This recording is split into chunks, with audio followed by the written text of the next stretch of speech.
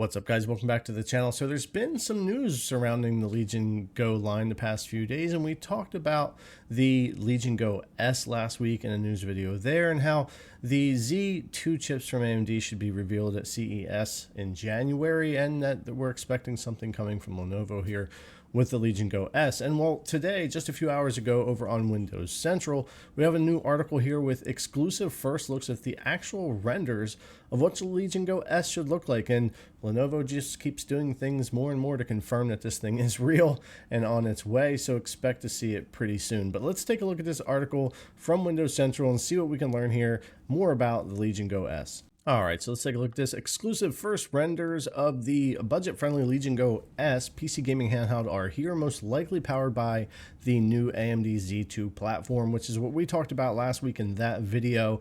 There's 3 versions of that chip and what they may wind up using in their next-gen full-size Legion Go versus what they might use in the Legion Go S. But let's continue on here. The more affordable Legion Go S is expected to be less powerful than the Legion Go based Z1 Extreme, but will be more powerful, a more affordable option potentially for those looking to jump into the ecosystem. And we can see our first render here. They've got some more pictures as we get down below. This is similar to what we've been seeing kind of leak out there and what this thing will look like. It kind of reminds me of the new Claw 8-inch that's coming that maintains the 16:10 aspect ratio, a smaller screen than the full-size Legion Go, but still not down to something like a 7-inch and maybe not like a 16:9 there. But let's continue on here. We were the first outlet to report on the Lenovo Legion Go Lite, later revealed as the Legion Go S earlier this year, and now we have some shiny new details for you, most notably the first official renders of the new product, which confirms the earlier leaks of a white chassis. Shared by video cards previously, the Lenovo Legion Go S is expected to use the new AMD Ryzen Z2 platform, notably its Z2 Rembrandt or G configuration. This would contribute to the idea that the Lenovo Legion Go S is supposed to be a more affordable option. Indeed, it has dropped a lot of the bells and whistles that the original Legion Go has, dropping the detachable joysticks, the kickstand, the extra back buttons for a more Asus ROG Ally-like profile. And honestly, I don't have any kind of a problem with that. If you want to make a more affordable device to offer to more people, because the Steam Deck really has that budget-friendly area covered, and even sales on things with the ROG Ally and now the Legion Go do really well.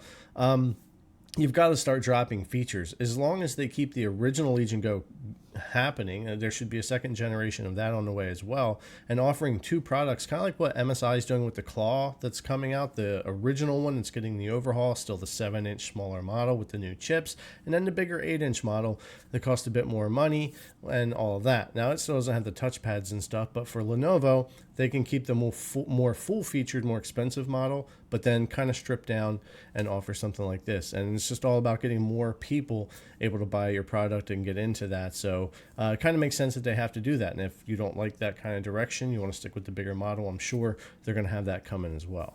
The official renders from Lenovo are below, shared and confirmed as genuine by our amazing and awesome sources. And we can see these guys right here. I'll try to zoom in a little bit, show them better on screen for you while we're talking here. But I mean, pretty similar look to what we have on other handhelds. Again, this one's getting really close to like the new 8-inch MSI Claw that's coming out. It's a little bit more rounded than some of the others that I've seen. And yeah, we'll just have to see kind of how this pans out. The Legion design, their products in general, laptops, the Legion Go, which I really like, and all that are usually pretty good. Lenovo's been around a long time designing laptops and portable products, and so far, build quality's been pretty good when it comes to the original Legion Go. So hopefully this thing's going to feel great when we get it in hand. We still do have, looks like, a couple of the back buttons here that we can still program and use, at least it would appear. We're gonna have those front-facing speakers, or it looks like RGB around our thumbsticks, D-pad here, normal ABXY, and then those top buttons, instead of having them down here for like the menu, our side quick access and everything,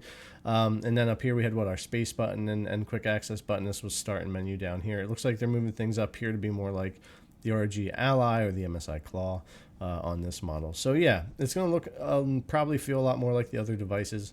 We'll have to see how this is when we actually get it in hand. All right, so there's a little bit more you can go down through here in the article, talk a little bit about the pricing and that kind of thing.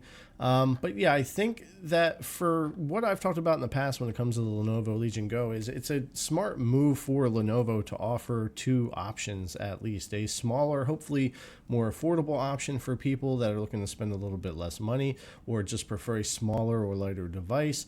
And then continuing with their larger detachable controller kickstand, kind of more for full featured, having the touchpad and all that kind of stuff device that maybe is a little bit more. So I think that's actually a really good approach so that you can get more and more people into your ecosystem and buying your product. I think MSI is doing the right thing heading that way, overhauling their original 7-inch design and coming out with that 8-inch design. I'm not sure if ASUS will follow suit with anything like that when they get into whatever refresh they're going to do, most likely by next summer and all of that. So we'll just have to see. Valve so far is pretty much sticking with one design. We'll see what they do for their next Steam Deck. But it looks like Lenovo and MSI are following the idea of offering two versions, two different price points. What I like about MSI is they're offering you what should be the same performance. You're getting the same chip, same RAM, and all of that, but you're in the older chassis versus the 8-inch. So not sure what they're going to do here. It does look like they're going to use the Rembrandt, which would be the lower version of the Z2 chip, and then probably the Legion Go Gen 2. The full feature one would get like the Z2 Extreme, but we'll see. And hopefully we'll find all this out soon. I'm pretty sure we'll hear about all of it at least by January. And I'm excited to see what they do with this next generation of products. I think they came out of the gate with a pretty good start with the Legion Go. My biggest and only main gripe these days is that we haven't had any good product support software wise for the device since like May of this year, 2024. It's been a while. We're into December now, and we haven't had a GPU update that's newer than May, and a lot of other stuff that's lacking too that I think people would like to see get caught up on. And I don't know if it's because teams are very busy working on getting these devices ready and they'll be able to come back and catch us up soon or what, but I know people would like to see that straightened out because it's hard to invest into a product like this if you think the company isn't coming with updates quick enough, especially GPU driver updates, which we do need quite often, and I don't think consumers should have to work to sideload and install themselves. But all right, guys, let me know what you think in the comments down below. Thanks a lot for coming and check out the video as always. I really appreciate it, and I'll see you in the next one.